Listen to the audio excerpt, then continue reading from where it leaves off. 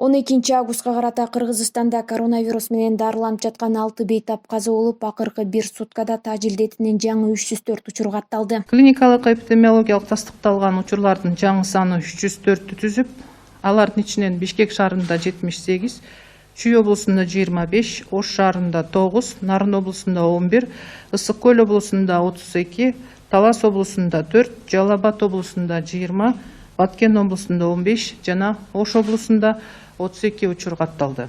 Ошол эле учурда коронавирус диагнозу менен дарыланып жаткан 263 бейтап айыгып үйлөрүнө чыгарылды. Мындан тышкары 14 ак халатчан аталган илдетке кабылып, өлкөдө вирус менен катталгандардын жалпы саны 40.759 түздү.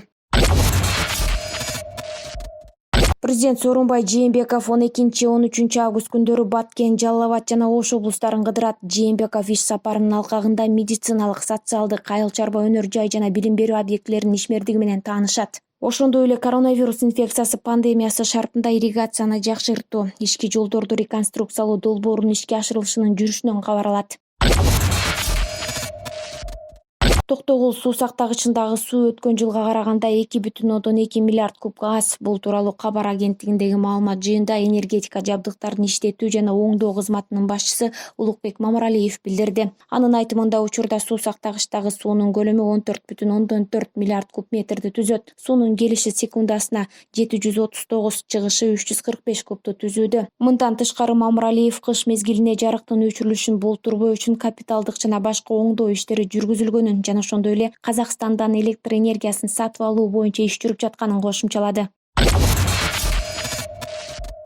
Саясат талдоочу Айданбек Акматов Ички иштер министрлигине сурак берип чыкты. Маалыматты ал бүгүн 12 августта Габаритовага ырастады. Акматов 11 августта Ички иштер министрлигине Фейсбуктагы баракчасына олигархат же 3 баштуу ажыдар деген пост үчүн күбө катары сурак берип чыккан. Акматов ИИМге суракка чакырылышынын себебин саясий көз карашы менен байланыштырды. Белгилей кетсек, Айданбек Акматов 22 июнда социалдык тармактагы баракчасына 2010-2015 жылдары олигархтар партия түзүп, мамлекеттик саясатка аралашып, мамлекеттин ресурстарын талаптанууга активдүү киришкенин жазган болчу. Акыркы убакта Кыргызстанда жарандар социалдык тармакка жазган билдирүүлөр үчүн күч түзүмдөрүнө суракка чакырылган окуялар көп катталууда. Бишкек шаарындагы мамлекеттик санитардык эпидемиологиялык көзөмөл борборунун кызматкерлери шаарда эл ташыган коомдук транспортты текшерип жатат. Мэриянын басма сөз кызматынан билдиргендей, коронавирус илдетине байланыштуу автоунаалардын ичинде санитайзерлер орнотулуп, санитардык тазалык жана ошондой эле аралык сакталышы керек экенин эскертет. Маалыматка ылайык, 1-июндан бери 2632 маршрутка, автобус жана троллейбус текшерилди. Анын ичинен 217 транспорт каражаттарында санитардык талаптар сакталбаган үчүн айдоочуларга 370.500 сом айыппул салынган.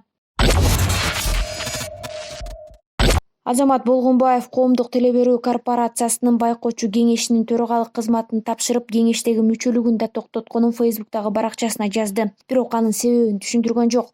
Болгонбаев мындан ары чыгармачылык менен алектенерин баса белгилеген. Белгилей кетсек, Төкмакын Азамат Болгонбаев КТРКнын байкоочу кеңешинин төрагасы болуп, ушул жылдын 6 февралында шайланган болчу.